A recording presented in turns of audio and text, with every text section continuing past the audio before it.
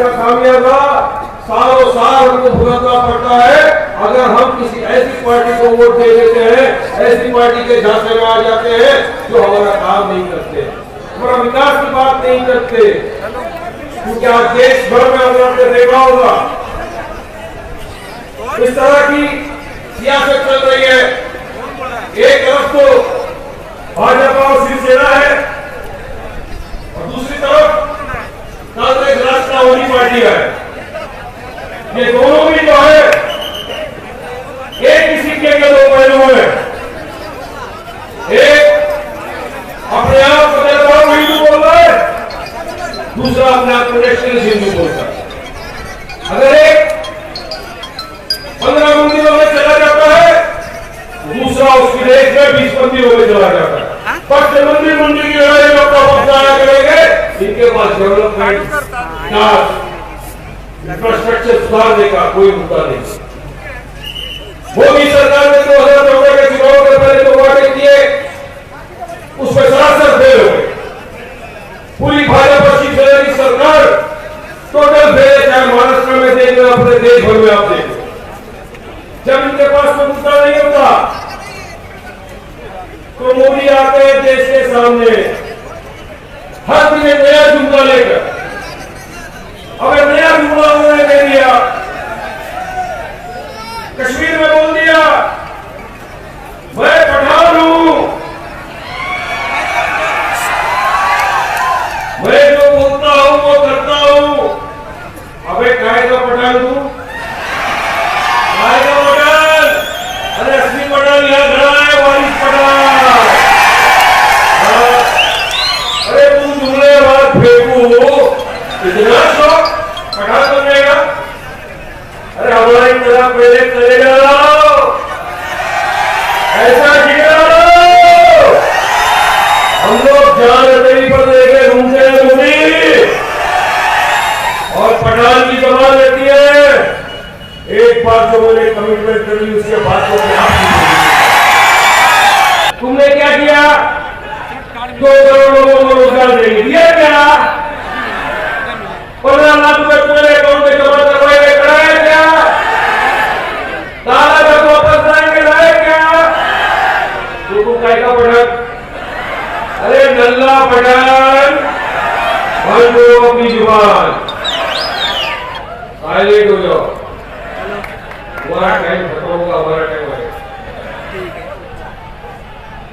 तो अब ये जुमले में चले, कोई रुकने नहीं।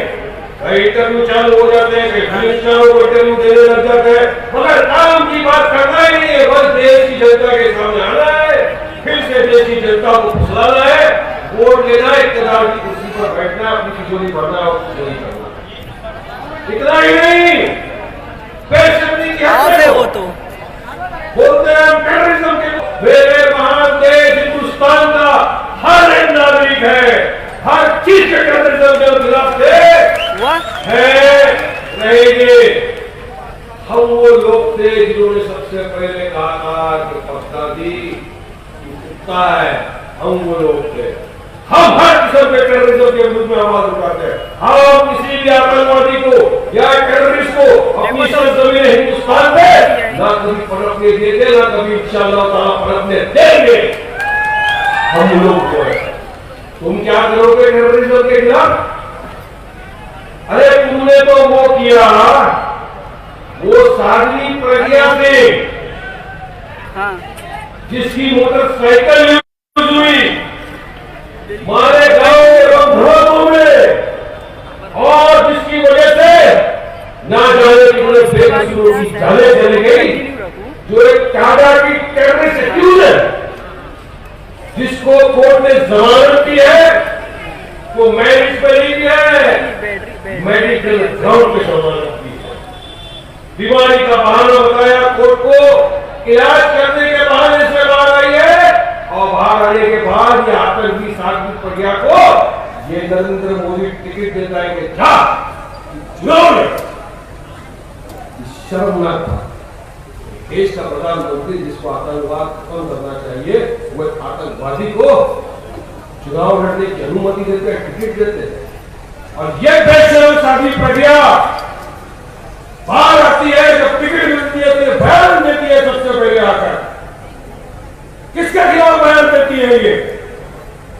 शर्मसार करने दिए पूरे मुंबई पुलिस फोर्स को, जिसका एक बहादुर जाबाज पुलिस ऑफिसर हेमंत करकरे, जो पाकिस्तानी आतंकवादी, दहशतगर्द, हरामखोर कबीला कसब के साथ लड़ते हुए अपनी जान दे दिया, ऐसे बहादुर ऑफिसर, ऐसे बहादुर सिपाही की शहादत को साध्वी प्रज्ञा क्या कहती है?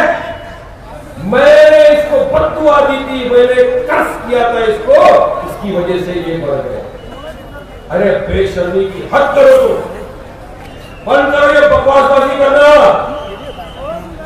ये आतंकवादी की भाषा बोलना बंद करो। साध्वी प्रज्ञा वो हमारा बहादुर जाबाज सिपाही था, तो शहीद हो गया आतंकवादी की गोली के सामने, और उसका तुमने अपमान किया।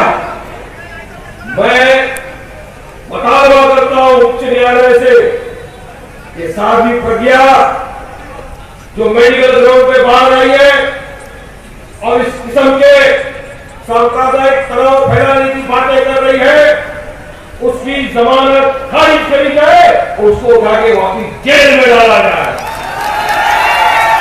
उसकी जगह इस खुली हवा में नहीं है, उसकी जगह जेल की सलाखों के पीछे है।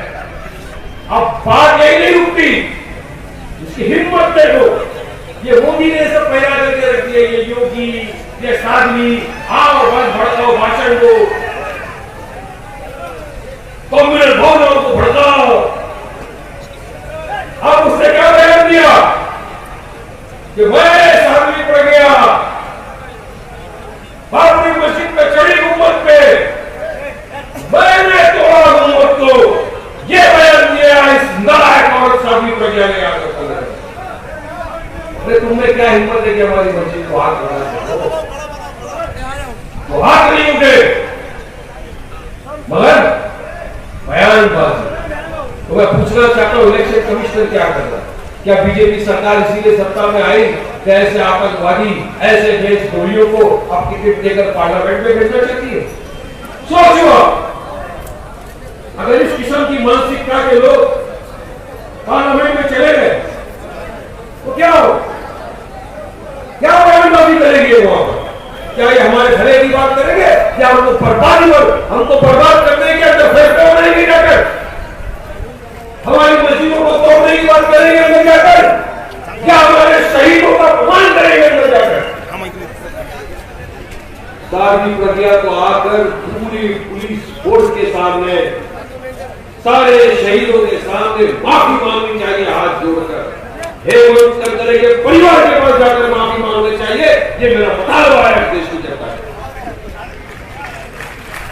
जब तक ये माफी नहीं मांगती, इसको इलेक्शन में खड़े रहने की अनुमति भी नहीं दी जाए। इलेक्शन कमिश्नर को नोट लेना चाहिए कि ये साध्वी आई है सिर्फ सांप्रदायिक तनाव फैलाने के लिए, हमारे देश की सेक्युलरिज्म को नष्ट करने के लिए और हमारे देश में आतंक फैलाने के लिए।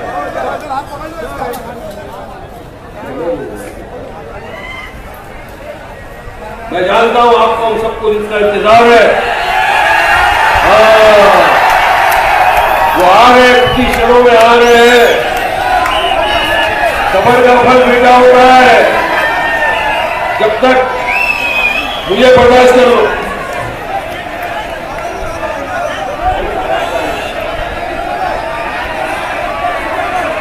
हमारे और आपके बीच अब नकीबे मिल्लत अलहाज जनाब बैरिस्टर असदुद्दीन ओवैसी साहब, member of parliament, president all India Majlis Ittehadul Muslimeen के आ रहे हैं। जोरदार नारों के साथ स्वागत करेंगे। नारे तकबीर, नारे तकबीर, नारे तकबीर। मजलिस इत्तेहादुल मुस्लिमीन, वंचित बहुजन अघाड़ी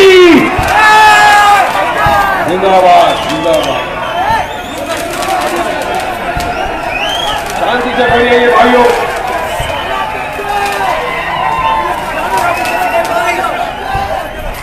हमारे बीच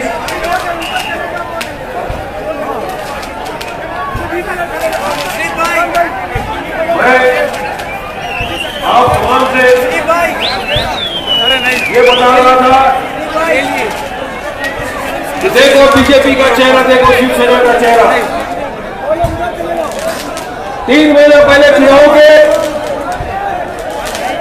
ये कुत्ते बिल्लियों की तरह लड़ाई कर रहे थे आपस में, जैसा दो सौतने लड़ती है उस तरह बीजेपी उद्धव ठाकरे अमित शाह लड़ रहे थे, रोज खिचखिच रोज खिचखिच। कभी सामने में कुछ आ रहा है तो कभी शाह साहब कुछ बोल रहे थे। चुनाव के 3 महीने पहले क्या हुआ, इनको लगा कि फिर से जनता के सामने जाएंगे, बेवकूफ बनाने का टाइम आ गया, चलो जनता के सामने। ये एक हो गए, आके अनाउंस किया कि अब हम चुनाव साथ में लड़ेंगे, जबकि इनके पास मुद्दा क्या है। महाराष्ट्र में आपने हमने देखा 5 साल से शिवसेना भाजपा की सरकार रही सत्ता में, मगर क्या कोई विकास का काम किया है इन लोगों ने? मैं समझता हूं अपनी तिजोरी भरने के अलावा इन्होंने कोई विकास का काम नहीं किया पूरी महाराष्ट्र के अंदर। आज देश ने अपना मन बना लिया है कि अब जो काम करेगा वो रहेगा, जो काम नहीं करेगा उसको उठा के फेंकेगा। इसी तरह से कांग्रेस और राष्ट्रवादी भी है। 70 बरस सत्ता में रहे, इन लोगों को मुसलमानों के 90% वोट चाहिए, 90% हमको वोट दो, इक़्तिदार की कुर्सी पर हम बैठेंगे, मगर तुम्हारे लिए हम कुछ नहीं करेंगे। ये इनका एजेंडा है और मैं सबूत के साथ बता रहा हूं भाई लोग। आज इनकी वजह से पूरा दलित समाज, पूरा मुस्लिम समाज सोशली बैकवर्ड है, एजुकेशन में हम पीछे हैं, इकोनॉमिक वाइज हम पीछे हैं। और क्या पॉलिटिकल एम्पावरमेंट हमारा बताइए आप लोग। महाराष्ट्र में 48 सीटों पर चुनाव है, क्या कांग्रेस को 48 सीटों पर कहीं पर भी ऐसा नहीं लगा कि कोई मुसलमान को टिकट दी जाए जो हमारा नेतृत्व करेगा, जो हमारी तरफ से पार्लियामेंट में जाएगा, जो मजलिमों की, मुसलमानों की, दलितों की आवाज बनेगा और हमारे हक की लड़ाई पार्लियामेंट में करेगा? क्या इनको नहीं मिला? एक जगह दे दिया, चलो वो भी नाक बचाने के लिए हमने एक पीछे। क्या तुमको महाराष्ट्र में नेता नहीं जाते, नजर नहीं आते? क्या नजर नहीं आते? क्या पढ़े लिखे नजर नहीं आते कि जिनको आप टिकट दो, जिताओ और पार्लियामेंट में भेजो, मगर नहीं भेजेंगे? मानसिकता एक ही है ना। और इनके सेक्युलरिज्म का चेहरा तो पूरी दुनिया ने देख चुका है। क्या है सेक्युलर?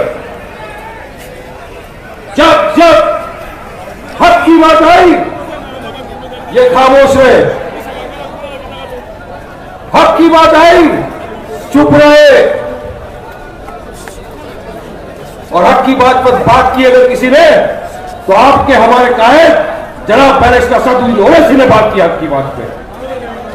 इसीलिए मैं कहता हूं ना, कादरी पर ओवैसी, बाबरी पर ओवैसी बोलेंगे, कमान पे ओवैसी बोलेंगे, ट्रिपल तलाक पे ओवैसी बोलेंगे, मोदी से आंख में आंख डाल के ओवैसी लड़ेंगे, टीवी पे हक की लड़ाई ओवैसी करेंगे, रस्तों पर आपके ऊपर लड़ाई ओवैसी लड़ेंगे, गौ रक्षक के खिलाफ ओवैसी लड़ेंगे, मजलूमों और दलितों की आवाज बनकर है वहां में पार्लियामेंट में ओवैसी लड़ेंगे।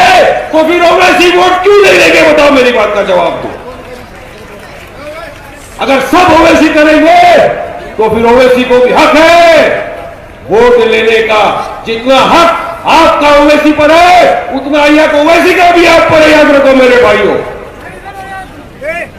आप जो आपकी जुबान बन के जाते हैं बाहर, लड़ते हैं आपके लिए हर शोबे में, तो ताकत आनी चाहिए ना, मजबूती करना है ना ओवैसी के हाथों को। और अब तो महाराष्ट्र में एक पावर था, अब डबल पावर हो गया। अब वंचित बहुजन अघाड़ी के प्रेसिडेंट डॉक्टर प्रकाश अंबेडकर साहब भी जुड़ गए। तो वंचित बहुजन अघाड़ी और मजलिस इत्तेहादुल मुस्लिमीन मिलकर इंशाअल्लाह मजलूमों की, मुसलमानों की, दलितों की आवाज बनेंगे, पार्लियामेंट में जाएंगे और मोदी की आंख में आंख डालकर बात करेंगे। मगर मुझे एक छोटा सा अफसोस ये है कि अब तो मोदी जी तो प्राइम मिनिस्टर नहीं रहे, अब किससे मोदी जी तो चले जाएंगे अभी थोड़े दिन के अंदर, 23 मई के बाद में ex prime minister Narendra Modi लिखा हुआ आएगा, तब क्या जो भी सत्ता आई, हम हमारे हक की लड़ाई बुलंद करते थे, बुलंद करते हैं, बुलंद करते रहेंगे, याद रखना मेरे को। मैं आपसे अपना हक मांग रहा हूं, जैसा आपका हक हम पर है वैसा ही हक हमारा भी आपके ऊपर है। देखो आज अगर मजबूत हमको बनना है, हमको हमारा विकास चाहिए, हमको चाहिए कि हमारे बच्चों भी अच्छी तालीम हासिल करें, हमारा भी एरिया डेवलप हो, तो आपका अपना है नबी अहमद, आपका अपना आदमी है, आपका अपना भाई है, आपके अपने दर्द को समझता है, उसके दिल में एक दर्द है, एक आग है कि मैं भी जाऊं पार्लियामेंट में, मेरी मालेगांव की आवाज के लिए, मेरी मालेगांव के जितनी भी विकास के काम हो सके मैं कराऊं, मैं लड़ूं जाके इनके लिए, जो आज तक इनके साथ अन्याय हुआ है उस अन्याय को मैं भी जाके पार्लियामेंट में खत्म करूं। मगर इसके लिए आप तमाम का साथ देना बहुत जरूरी है मेरे दोस्तों, भाइयों, बुजुर्गों, याद रखो। देखो चुनाव आ रहा है, बहुत नजदीक में है, ये सियासत पार्टियां वाले आएंगे, भाजपा भी आएगी, कांग्रेस भी आएगी, और अभी सब काम खत्म हो गया तो अब इनका एक काम चलेगा, मणिरत्नम का काम करने लोग आएंगे आपके बीच। मगर याद रखो, जो ये देते हैं लो वहां से, अपने खून पसीने की कमाई है, अपना ही माल दबोच दबोच के बैठे अपनी तिजोरियां भरे, याद रखो इस बात को भाई, लो वहां से मगर डालो वंचित बहुजन अघाड़ी और मजलिस इत्तेहादुल मुस्लिमीन के उम्मीदवार नबी अहमद को वोट दो। वोटिंग परसेंटेज को बढ़ाना बहुत जरूरी है। मैं आप तमाम से दरखास्त करता हूं कि वोटिंग के दिन पूरी तादाद में आप आओ, मिलकर आओ, एक होकर आओ और संविधान को बचाओ, क्योंकि ये लड़ाई संविधान को बचाने की भी लड़ाई है, याद रखना। क्योंकि हर दिन ये सरकारें हमारे संविधान को, जो हमको डॉक्टर बाबा साहब आंबेडकर ने दिया है, उसको खत्म करने की कोशिश कर रही है। तो अगर संविधान को बचाना है, अपने आप को मजबूत करना है, अपने हक की लड़ाई लड़ना है, तो हमको इकट्ठे होकर एक साथ मिलकर इत्तेहाद पैदा करना होगा, मुत्तहिद होना होगा और बहुजन वंचित अघाड़ी के जो उम्मीदवार है नबी अहमद को जिताना होगा, चुनाव में भारी अक्सरियत के साथ जिताकर पार्लियामेंट में भेजना होगा। उनका चुनाव का चिन्ह है कप सासर। कप सासर को वोट दो, आपका एक एक वोट कीमती है। ये नहीं सोचना मेरे एक वोट से क्या फर्क पड़ेगा, अरे एक वोट तक को हिला सकता है, याद रखना मेरे भाइयों, एक एक वोट आपका कीमती है। आप अपने कीमती वोट का इस्तेमाल करें और अपने आप के नबी अहमद को जिताकर पार्लियामेंट में भेजें। शुक्रिया, अस्सलाम वालेकुम, जय। हमारे यहाँ मुख्तलिफ कंपनियों के इलेक्ट्रॉनिक्स और प्लास्टिक के तमाम सामान और फर्नीचर दस्तियाब है। एक मरतबा तशरीफ लाकर खिदमत का मौका दे। प्रोपराइटर हाफिज मदरुल्लाह बेग, अदर Baig, Albarkat home appliances, furniture and electronics, टायरबोर्ड, दिगलू नाका, नांदेड़। हमारे यहाँ चिकन और बकरे के लजीज डिशेस दस्तियाब है। इनमें स्पेशल चिकन बिरयानी, बकरा biryani, chicken biryani jumbo pack, fish fry, chicken 65, chicken लपेटा, चिकन मसाला सालन, बकरा मसाला सालन शामिल है। एक मरतबा जरूर तशरीफ लाकर हमें खिदमत का मौका दे। प्रोपराइटर अब्दुल रहीम उर्फ मन्नू भाई, चौधरी ओडा लन्ना भाव 3.5 चौक, Hingoli gate, Nanded. Nanded Urdu news YouTube channel को सब्सक्राइब जरूर करें और बेल आइकन को क्लिक करें। बेल आइकन को क्लिक करने से होगा ये कि आपको लेटेस्ट न्यूज अपडेट की नोटिफिकेशन मिलते रहते हैं।